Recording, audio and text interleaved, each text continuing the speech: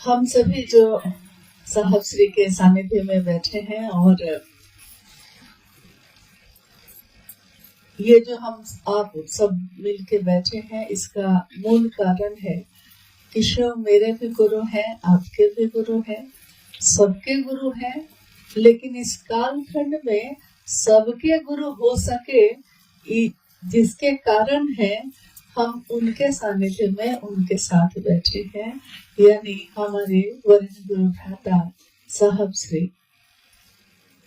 मूल कारण इस कालखंड में शिव की शिष्यता का जो विस्तारीकरण हुआ है, जो व्यापक हुई है, उसके मूल कारण इस जगत में हमारे वर्ण गुरु भ्राता और उनके सानिध्य में बैठे हुए सिर्फ शरीर से ना, मन से भी हो, हम इसी की कामना करते हैं। यह उपवन है हम सबका घर, क्योंकि अगर साहब मेरे तो उनका घर भी मेरा। कहते हैं कि अगर राजा अपना हो जाए तो उस राज्य का हर चीज, राज्य की हर चीज अपनी ही हो जाती है। महादेव अपने तो पूरी दुनिया अपनी, साहब अपने तो पूरी दुनिया अपनी। ये जगह जहाँ आप बैठे हैं वो भी आपकी। और इस स्थल पे जब भी हम और आप आते हैं, मन से आए चाहे शरीर से आए, तो एक ही कामना करते हैं कि आपने जो चाहा है, आपकी चाहत में जो बल है, वो चाहत और उस चाहत का बल भी हमारे हृदय में भी आह्लादित हो, हमारे हृदय में भी दृढ़ हो, मजबूत हो, ताकि हम सब भी अपने अपने जगह पे जहाँ भी हम जाते हैं अपने गुरु शिव का काम कर सके, जैसा साहब ने चाहा है उसके अनुसार। क्योंकि सबसे महत्वपूर्ण यही होता है कि उन्होंने जो चाहा, क्या हम आप उनके अनुरूप काम कर रहे हैं। काम मतलब जब हम कहते हैं गुरु का काम, तो पहले लोग पूछते हैं कि शिव ही गुरु क्यों है, और अगर भाव से ही शिव गुरु होते हैं तो इस पे आपने साहब की चर्चा बहुत बार सुनी होगी कि क्या भाव होगा तभी शिव गुरु होंगे।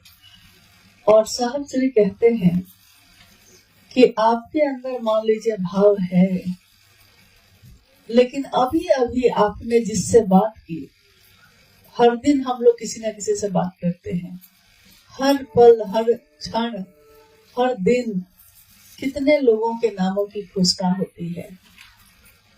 साहब श्री कहते हैं कि क्या जिससे आपने बात की है अभी, उसके अंदर भाव है,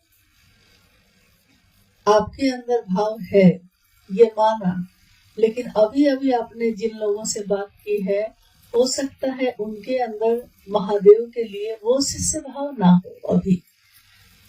क्या उसके परिणाम होंगे या नहीं होंगे?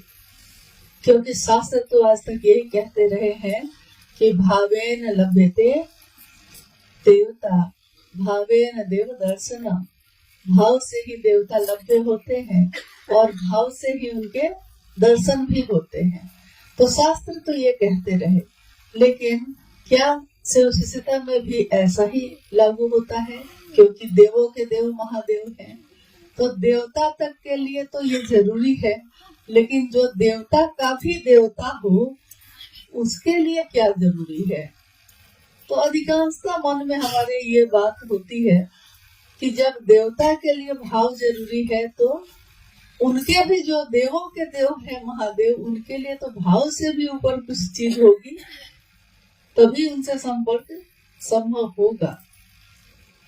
गुरु के रूप में साहब कहते हैं कि गुरु के रूप में वो शिव, जरूरी नहीं कि आपके अंदर भाव हो। आपने जिससे अभी अभी कहा है, उसने शिव को अपना गुरु बनाया है, लेकिन उसके अंदर वो भाव नहीं जो आपके अंदर है, जो आप जिस भाव के अंदर आके आपने उससे बात की है। क्या इसके परिणाम होंगे या नहीं होंगे? लेकिन साहब कहते हैं कि इसके परिणाम होंगे, क्योंकि गुरु के रूप में वो सिर्फ आपके भाव पे नहीं उतरते, आपके विचार पे भी उतरते हैं। शिष्य का जो मानसिक स्तर होता है, गुरु उसके स्तर पे उतरते हैं। और मानसिक स्तर हो सकता है कि उसका कुविचार भी हो सकता है अर्चना का भाव ना हो सकता है अपशब्द का भाव हो, ये भी हो सकता है। लेकिन गुरु के रूप में वो कुविचार के तल पे भी उतरते हैं। ये मात्र गुरु और शिष्य परंपरा में ही हो सकता है। ईश्वर के रूप में, पूजा पद्धति के रूप में आप महादेव से नजदीक होते हैं, हम सब पूजा अर्चना करते हैं, मनोकामना मांगते हैं, मनोकामनाओं की पूर्ति होती है। लेकिन उसके लिए हम कभी भक्त बन के जाते हैं, कभी याचक बन के जाते हैं। लेकिन शिष्य के रूप में हम कुछ भी नहीं आता तब भी जाते हैं। और जब शिष्य बनते हैं तो ये तीनों सूत्र जो हमारे आपके जीवन में है आज, जो जिसका निरूपण साहब श्री ने किया है, इसमें पहला सूत्र ही ये कहता है कि दया की याचना करनी होगी। दया की याचना का अर्थ ही होता है कि शरीरधारी गुरु या सदगुरु में तो कुछ साधन से काम चल जाएगा, मंत्रों के जप से काम चल जाएगा। लेकिन जब शिव गुरु होंगे, जगत गुरु शिव गुरु होंगे मेरे आपके, तो वहाँ कुछ दूर तक साधना काम करती है, कुछ दूर तक मंत्रों का जप भी काम करता है, कुछ दूर तक कुंडली साधना भी काम करती है। लेकिन एक दिन उसकी भी सीमा खत्म हो जाती है।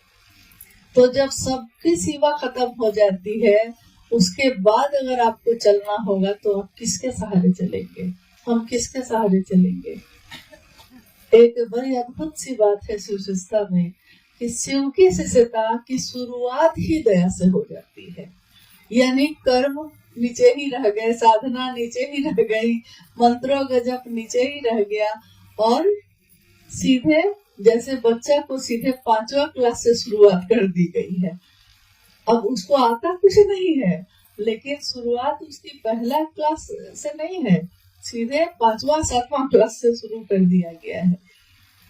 तो हम सोचते हैं कि ये कैसे होगा, क्योंकि हमको कुछ भी तो आता नहीं था। गुरु अपनी दया से शिष्य के उद्देश्य का परिमार्जन करते हैं। शिष्य जब कोई बनता है तो हो सकता है उसके मन में कोई कामना हो, कोई मनोकामना सबके मन में होगा। अभी हम लोग जितने लोग यहाँ बैठे हैं, तो अगर हम लोग सब आपस में एक दूसरे से पूछें कि जिस दिन हम लोगों ने शिव को अपना गुरु बनाया था, उस दिन किस कामना से बनाया था, तो सबकी अलग अलग बात होगी, सबकी। लेकिन आज 2 साल 5 साल 10 साल के बाद भी क्या वही कामना है जिस कामना से हम लोग बनाए थे महादेव को गुरु? कोई प्रेम से बनाया होगा, सुन के अच्छा लगा इसलिए बना लिया, लेकिन किसी के जीवन में दुख होगा इसलिए बनाया, किसी को संतान नहीं होगी इसलिए बनाया, किसी को नौकरी नहीं मिल रही है इसके लिए बनाया, कोई सहारा नहीं है तो महादेव ही एक सहारा इसलिए बनाया। सबका उद्देश्य उस समय अलग अलग रहा होगा। अब कुछ दिनों में, कुछ सालों में, क्या उस आज भी वही उद्देश्य है हमारा? इसका परिमार्जन कैसे हुआ? क्या इसके लिए हम लोगों ने कोई अलग से प्रयास किया? 3 सूत्रों के अलावा कुछ और किया है हम लोगों ने?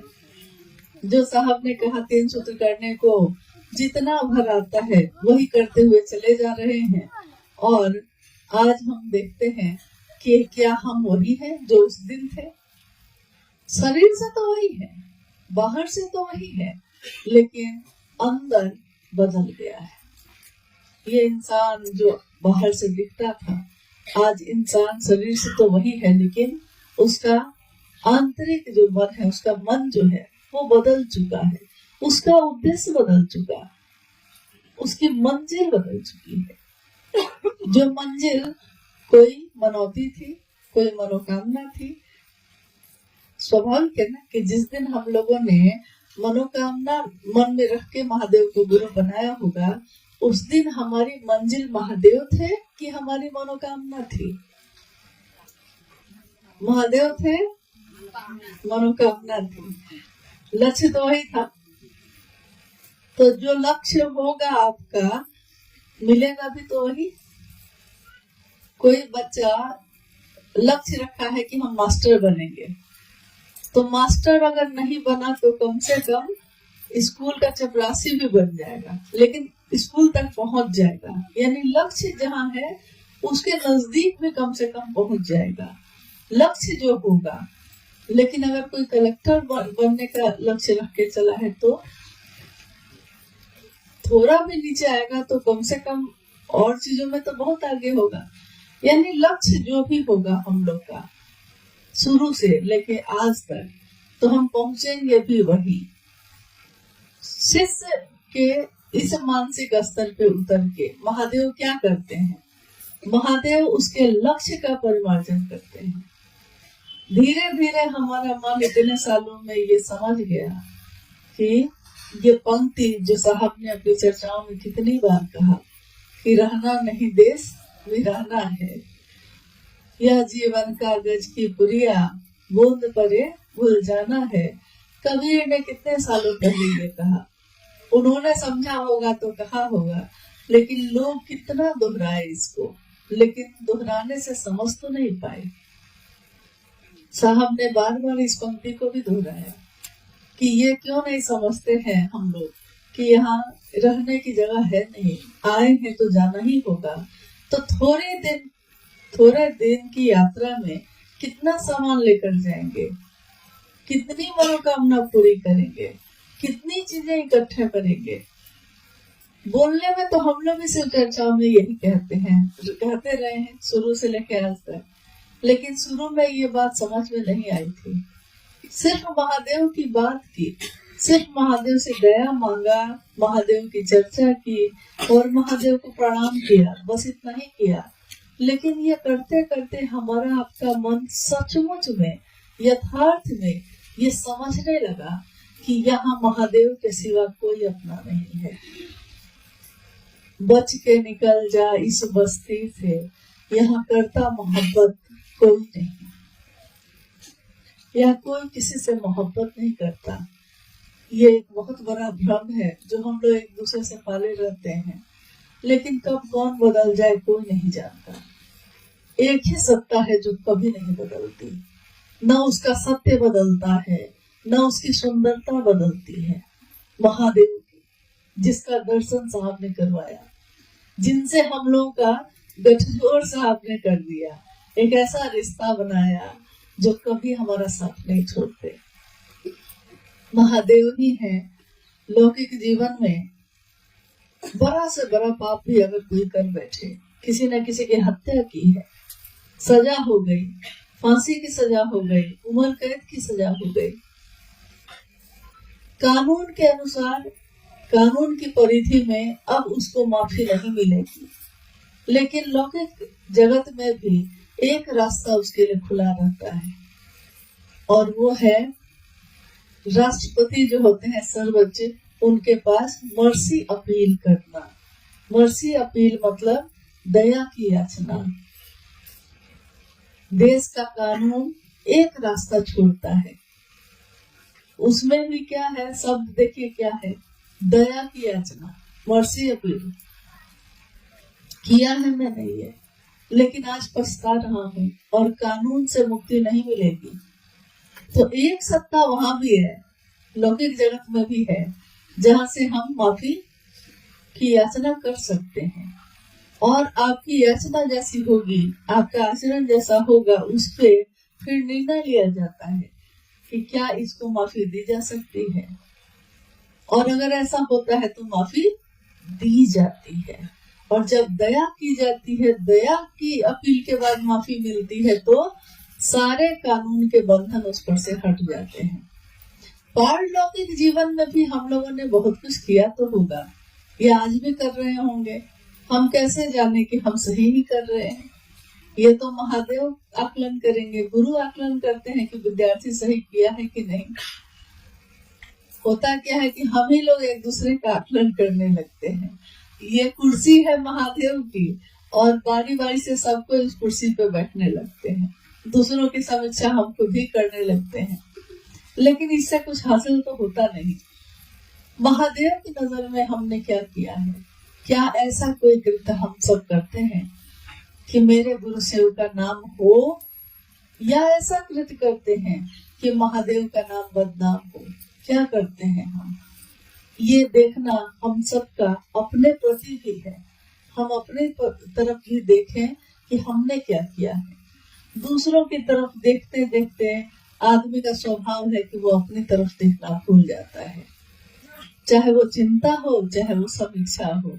चिंता भी दूसरों की करते करते अपनी चिंता करना छोड़ देते हैं, और समीक्षा भी दूसरों की करते करते अपनी समीक्षा करना भूल जाते हैं।